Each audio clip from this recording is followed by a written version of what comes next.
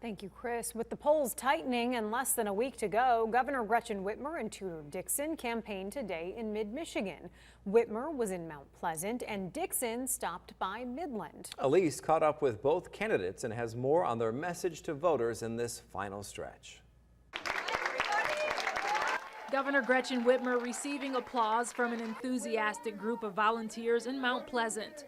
And so I thank you for the work that you're doing. With less than a week before November 8th, she reminded them the stakes are high.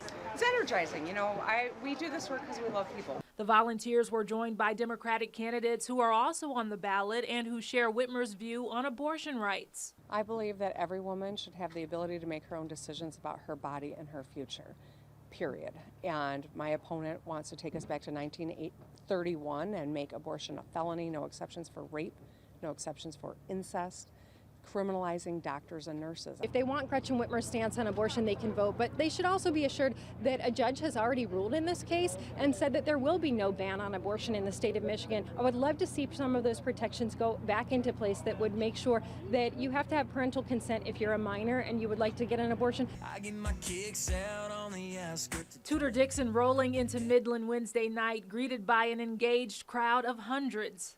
I am asking you for the honor of serving you. Dixon was also joined by former state representative and running mate Shane Hernandez and several Republican candidates looking to oust Whitmer and Democrats at the top of state government. Polling showing, aside from abortion, the economy and inflation are top of mind for voters.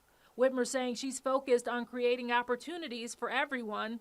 Dixon promising to reduce business regulations by 40% and taxes. Well, we've talked at length about making sure that we can reduce the personal income tax. This is something that the governor was offered twice, and both times she vetoed that. She also had the opportunity to give a child tax credit back and vetoed that. We would like to move forward with that. We know that our work to bring down the cost of daycare and child care and tuition has helped people get ahead and keep money in their pockets. I've also proposed a pause on the sales tax on gas, tripling the earned income tax credit so that 700,000 hardworking families could get a little break, keep $3,000 in their pocket. With legal challenges to the election already playing out, each candidate weighing in. Do you believe that our elections are valid, free, and fair?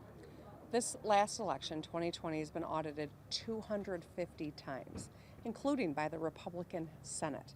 All have concluded that it was a free and fair election and the result was reflective of the will of the people. Anyone who continues to sow that kind of distrust is trying to undermine our democracy. Do you believe our elections are valid, free, and fair? I know that we're going to have a lot of people at the polls. I know that there have been a lot of groups that are focused on making sure that the elections are fair. As long as our Secretary of State doesn't try to break the law like she did the last time, then I feel it will be fair. Reporting in Midland and Mount Pleasant, Elise Ramey, WNEM TV 5.